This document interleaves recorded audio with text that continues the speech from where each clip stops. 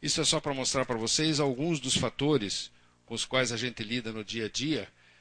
A interação é muito mais cerebral do que corporal, mas esses são alguns dos fatores. Então, o mecanismo, o complexo mecanismo fome e saciedade é extremamente complexo, né?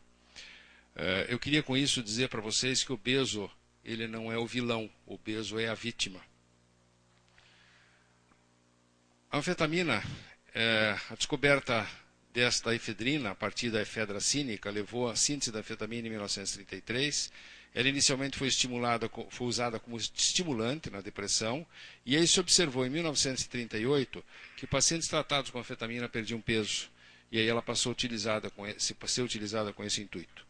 Mas pelo seu efeito estimulante e pela dependência, ela passou a ser usada abusivamente, e por esta razão, então, a anfetamina foi retirada do mercado. O que nós temos hoje são derivados anfetamínicos. Nós temos no mercado brasileiro anfepramona, o Femproporex e o Mazindol.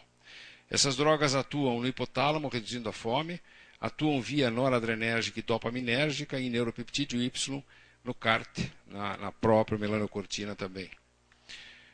Aqui vocês têm a estrutura da anfetamina, a estrutura da fentermina, que nós não temos no Brasil, mas que é muito utilizada nos Estados Unidos.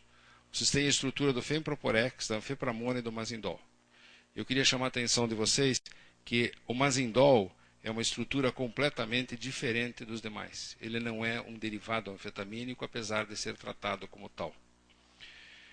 Como essas drogas são diferentes, eu queria comentar isoladamente cada uma delas, e eu vou fazer comentários em cima de comentários da nota técnica, né? Então eu vou contrapor algumas coisas que foram colocadas na nota técnica. Na página 12 da nota técnica está escrito que não há dados de estudos clínicos com qualidade para avaliação da eficácia da anfepramona. Com exceção do trabalho deste autor, ou desses autores, todos os demais analisados na nota técnica da Anvisa, páginas 12, 13 e 14, incluindo meta-análises, demonstram eficácia da anfepramona na perda de peso.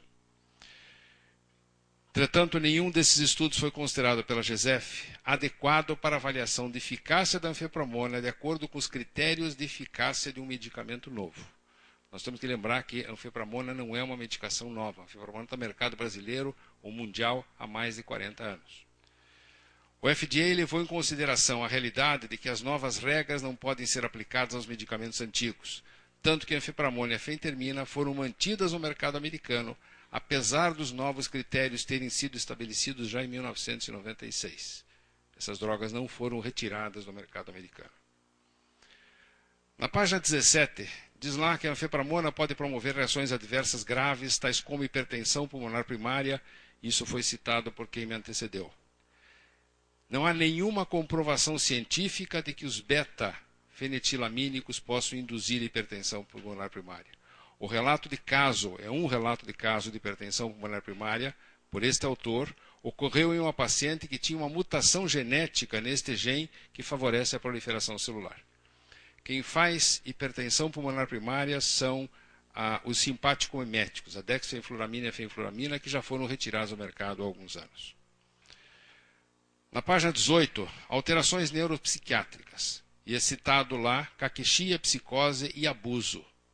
A caquexia foi autoinduzida, quando você vê o trabalho, foi autoinduzida por uma enfermeira com altas doses de anfepramona. Existem 2 casos de psicose em pacientes com história de uso abusivo de barbitúricos, álcool, problemas psiquiátricos e inclusive tratamento com eletrochoque. Desde o lançamento até 1977, 24 casos de reações adversas psiquiátricas foram relatadas para o Committee for Safety Medicines, sendo que só em 1975 foram dispensadas, nos Estados Unidos, 1.567.000 prescrições dessa medicação. Nota técnica, página 19. A anfepramona pode promover torsate point, que é uma taquicardia ventricular atípica, né? Isso é um trabalho do O'Keefe. A ocorrência de torsate foi descrita em uma mulher de 35 anos que recebeu anfepramona, diurético e uma dieta de baixíssima caloria. Na admissão, a paciente apresentava QT longo, hipocalemia e, segundo o autor do trabalho, não se pode estabelecer relação da anfepramona com a torsate. Este é o único trabalho de anfepramona com esse tipo de patologia. Na página 19, nas contraindicações, hipertensão arterial e angina. Vários autores dizem que não há contraindicação para o uso da efepramona em obesos com hipertensão leve a moderada. E alguns outros trabalhos mostram que obesos hipertensos, que diminuem o peso com efepramona, a pressão arterial diminui, e em pacientes com antecedentes de angina não foram observadas alterações, nem no eletrocardiograma, nem na frequência cardíaca desses pacientes. Página 20 da nota técnica, desde a década de 60, casos de dependência e uso da efepramona são descritos, né, esses dois autores. Curiosamente, este trabalho deste autor, que é citado na nota técnica, diz textualmente, nesses 10 anos, durante os quais a efepramona foi largamente utilizada, somente 5 casos de dependência foram relatados. Todos os casos tinham abuso prévio de anfetaminas. Dificilmente a efepramona produz dependência psicológica, segundo este autor citado na nota técnica. Página 20. O medicamento apresenta efeito de reforço farmacológico e por isso pode causar dependência. A anfepramona induz o paradigma de preferência condicionada pelo lugar, que é essa CPP1, segundo essa autora. O trabalho dessa autora foi feito em ratos Wistar com uso de altas doses de anfepramona, lembrando que em humanos nós usamos 75 miligramas, e na dose de 15 miligramas ele produziu essa situação, e a autora sugere, mas ela não afirma, que este problema poderia ser causado pela droga. Não existem trabalhos sobre isso em humanos, existem apenas trabalhos em ratos.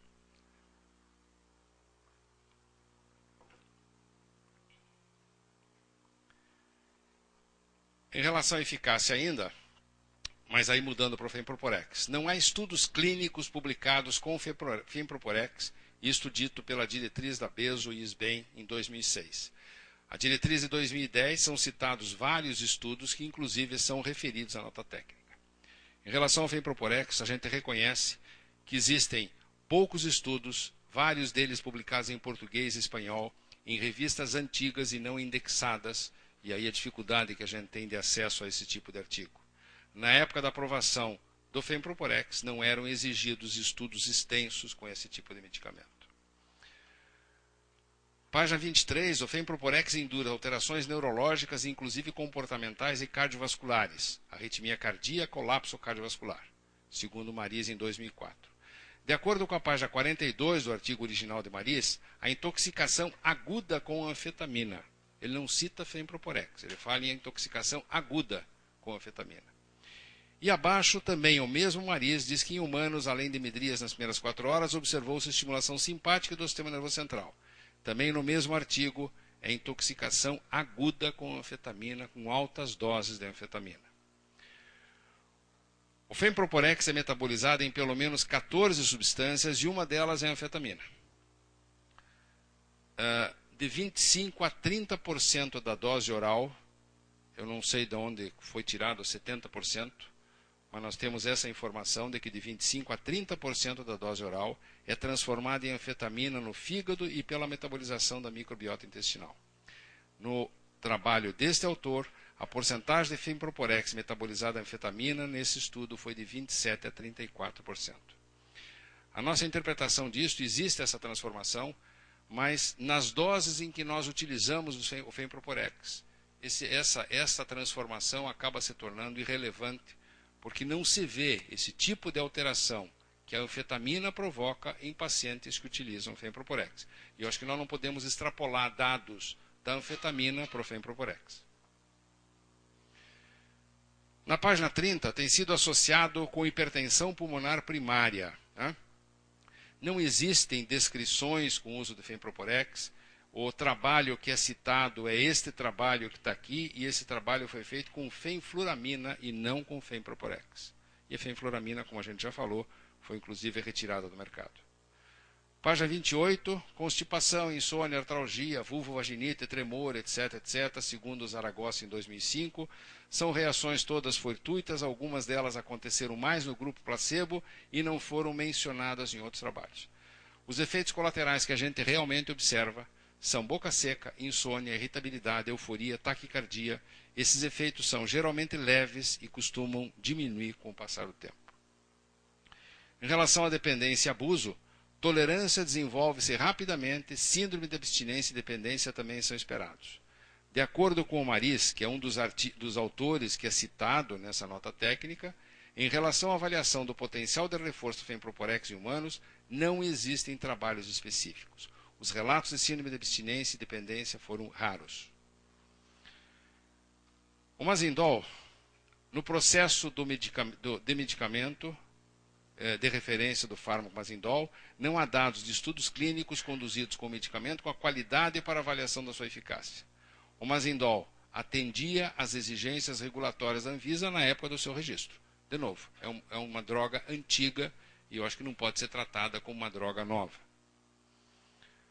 Página 36, se observou diminuição do peso para os sujeitos do grupo Mazindol, né, em relação ao placebo, 6,4 Mazindol, 2,6 placebo, após 3 meses de tratamento. A perda de peso não foi mantida após o término do tratamento. Esta perda foi estatisticamente significativa. Os medicamentos anti-obesidade, como qualquer outro, antidiabético, antihipertensivo, funcionam enquanto estiver sendo utilizado. E a recuperação do peso é a comprovação de que essa medicação realmente funciona. Em relação à eficácia, ainda citado na nota técnica, o estudo do Bray, mostrando uma meta-análise, são 3 estudos duplo cego, mostrando uma perda de peso aí bastante efetiva para o Mazindol em relação ao placebo. Ainda em relação à eficácia do Mazindol, reduz o peso a curto prazo, porém não existem dados significantes sobre mudança de morbidade e mortalidade. Existem estudos com 12 meses mostrando não morbimortalidade, mas mostrando diminuição de pressão arterial, de glicemia, de colesterol total e dos triglicerídeos. Foi descrito em 2000 casos de hipertensão pulmonar. De novo aqui a hipertensão pulmonar associada ao Mazindol. Existe na literatura apenas um relato, que é esse desse autor. Tá? E este relato é de uma paciente que usou Mazindol por 10 semanas e ela desenvolveu hipertensão pulmonar primária 1 ano depois de ter sido suspenso o Mazindol. Obesidade por si só, vale lembrar, é um fator de risco para hipertensão pulmonar. Devido à semelhança com os antidepressivos tricíclicos, o Mazindol pode causar depressão primária, indução de fase maníaca, etc, etc. Né? Então aí a sugestão é de tirar também os antidepressivos tricíclicos, porque eles também causam tudo isso. Esse autor, que é o Rimmer, descreve apenas 2 casos de depressão com Mazindol. Este outro autor descreve 1 caso de psicose em pacientes com história prévia de psicose e não há nenhum relato de euforia. Paciente severamente obeso, existe... Essa a gente não entendeu. Em pacientes severamente obesos existe um aumento significativo da sensibilidade à insulina após 12 semanas de uso. Ótimo. Diminuiu a sensibilidade à insulina vai funcionar melhor. Mas aí está escrito abaixo. Pode causar hiperinsulinemia que pode levar à tolerância à glicose. E esta frase aqui a gente não entende o que quiseram significar com isso. O que a gente sabe é que o aumento da sensibilidade insulínica nesse trabalho demonstrado por clamp glicêmico indica que esse medicamento é útil em pacientes obesos com resistência insulínica e alto risco de desenvolver diabetes. Seus efeitos terapêuticos são reduzidos após poucas semanas de tratamento devido à tolerância ao medicamento. Não existem evidências científicas que demonstrem o desenvolvimento de tolerância. Eu sou professor da Universidade Federal do Paraná e eu acabei agora uma tese de doutorado que ainda está em fase final de elaboração. Os dados já estão todos avaliados, todos analisados e eu queria só em 2 ou 3 slides mostrar para vocês alguma coisa deste meu trabalho. É um estudo simples cego, randomizado, controlado com placebo para comparar durante 1 ano sibutramina 15 mg, anfepramona 75, fenproporex 25, Mazindol 2 mg e fluoxetina 20 mg em pacientes obesos. Essa foi a curva que nós tivemos. Este aqui é o grupo placebo, em termos de perda de peso.